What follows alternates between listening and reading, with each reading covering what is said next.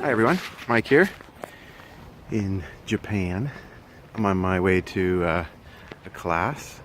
Just taking a walk. Beautiful weather today. It's nice and cool. Starting to wear a jacket now.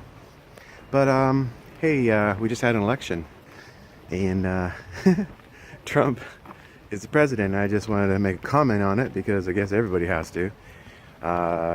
It was really fun watching it in the class with my students here in Japan at another university, and you know, they were kind of indifferent to the whole thing. They didn't know anything, but I showed them a site that compares Trump and Hillary, and we went through it, and they didn't know a lot of the things that they stood for, and so it was a good learning experience. Now, I think it's important to know that we should understand democracy, and that whoever is voted in is going to run our country. There's no doubt. So who we're going to vote for is something we have to think about for ourselves, decide on ourselves. I am neither a supporter of Trump nor Hillary. You can call it seesawing or whatever you want to call it. It doesn't matter. I'm only concerned about me. And how does it affect me? Who's going to affect me? Because I'm not really concerned about Syria. I'm not concerned about most of the things they talk about are out of my league. I just don't understand it.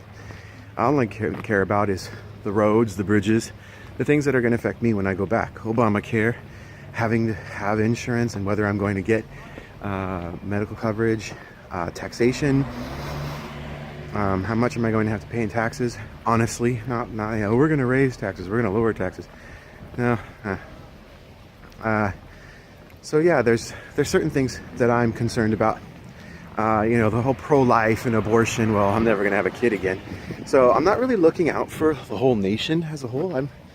I'm only casting my vote for me and what I need, and I think that's what it should be. Everyone casts their vote for them and what they think they need, rather than I think the country needs. Like, who are you? Who are you to say that this is the way things should be? No, this is the way things should be for you personally. And you know, so that's me. I'm happy that the election is over. I thought it was a very mean election. I wasn't happy with that at all. I think we're very petty. And I'm not looking forward to going back and talking to Americans in the sense that they feel that their beliefs are the right beliefs and everyone else is wrong. You can see it as all the protesters and the violence. Unbelievable. Why would people get so angry? Why do people get so angry about this? Yeah, it's democracy. It happened. Look, you lost. Win, lose. That's what it's like. Getting angry, it doesn't help anything. So I'm not really looking forward to getting in arguments with people about politics. I enjoy discussing them, but not the arguments. Anyway, so that's where I stand, Mike. That's me. And if you'd like to talk about things, that's fine, but we're not going to get heated about it and get angry and use bad words. Never going to happen. So if you do it and you're around me, I'm turning around, walking away, getting in my van and driving. See ya. I just wanted to say a little something about grading papers as a English professor, you know, doing this job, and you teach your students, and then you know, I'm sitting here grading all these papers, right? And I was teaching them about clauses and reflexive and, well, relative pronouns, and I don't know, I had it in my head that they were reflexive pronouns. And so I was teaching them relative pronouns, but I was saying reflexive in the class.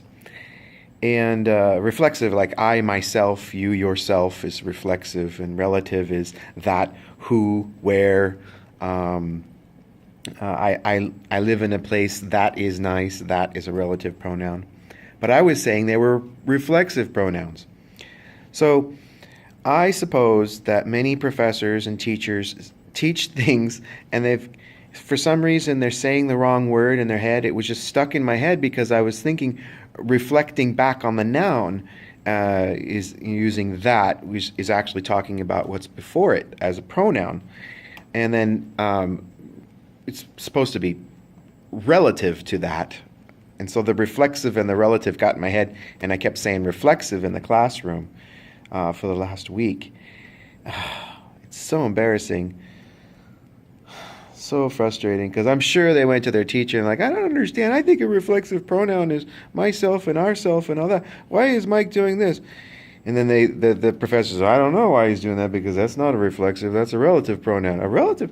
And nobody says anything to me. Nobody comments in class. They say, teacher, I think that's wrong. I think that's something else. I know in America or in any other Asian country, somebody would say something to me. Not even my coworkers say anything. Because I brought this up at the lunchtime, but people glance over what you say and don't really think about it, and actually most of us aren't interested in grammar at all. And we can talk about teaching grammar in the class, and don't teach grammar.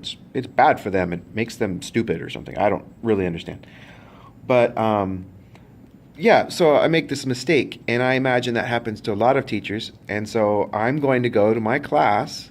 And this is one thing that all teachers should do, is admit their mistakes in front of students so that you're a real person. We're not dictionaries. We're not encyclopedias or the internet in our brain. We don't remember everything. And we teach these things over and over in order to remember them, actually, and to learn more and build upon what we've learned. And so I hadn't used relative pronouns in this context before in the writing class. I usually didn't teach grammar like this, but I thought that they needed to understand the difference between independent clauses and dependent clauses so they could analyze their sentence structure. Yeah, and it seems to be working, because they're using the highlighters and highlighting, having students highlight their own sentences, and then having them be able to understand that they understand what an independent clause is, whereas here's pink is the independent clause, and green should be the dependent clause, and blue is the conjunctions. If I know they understand it or don't understand it, then both of us can learn from that. But it doesn't help when the teacher is saying they're reflexive pronouns and they're actually relative pronouns. So I'm going to go in there and I'm going to say I'm sorry to the 4 classes that I taught that to. And in the board in big letters, I'm going to have to teach them the difference between reflexive and relative pronouns. And hopefully we can get over this.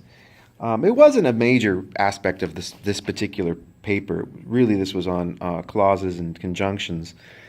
But I just wanted to bring that up for those of you who are teachers. And you might have felt the embarrassment of going home and saying, I can't believe I said that. And now they're going to know that forever, or something like that. And you just have that moment. I'm so embarrassed. Anyway, I just had to bring that up. So see you.